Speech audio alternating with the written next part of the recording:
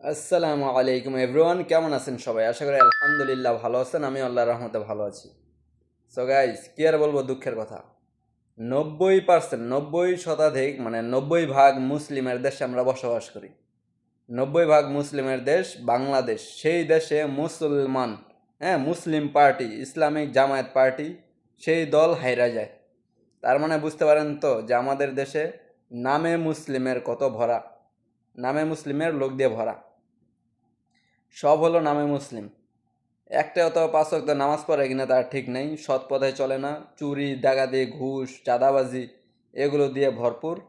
তো কিছু বলার নাই, ঠিক আছে? এই জন্যই তো দেশের অবস্থা এরকম, যেখানে মনে করেন 90 ভাগ মুসলিমের দেশে দেশটা কত সুন্দর হওয়ার কথা, ইসলামিক শাসন প্রতিষ্ঠা হওয়ার কথা, হ্যাঁ, কিন্তু না, তার জায়গায় সৎভাবে চললে তো ভাই কেউ বড়লোক হইতে পারে না সহজে, বুঝেন নাই? এই জন্য কেউ ইসলামিক শাসন প্রতিষ্ঠা চায় না। এখন আমার কথা হলো, যারা জিতেছে জিতেছে, সমস্যা নাই, আমাদের কি আসে যায়? আমরা তো আর রাজনীতি করি না, আমরা বাস চাই দেশে ভালো চাই, ঠিক আছে?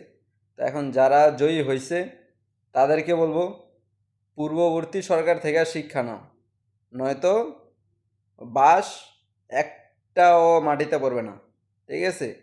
যেখান থেকে আসছো সেখানে ফেরত পাঠানো হবে। ভালো হয়ে যাও।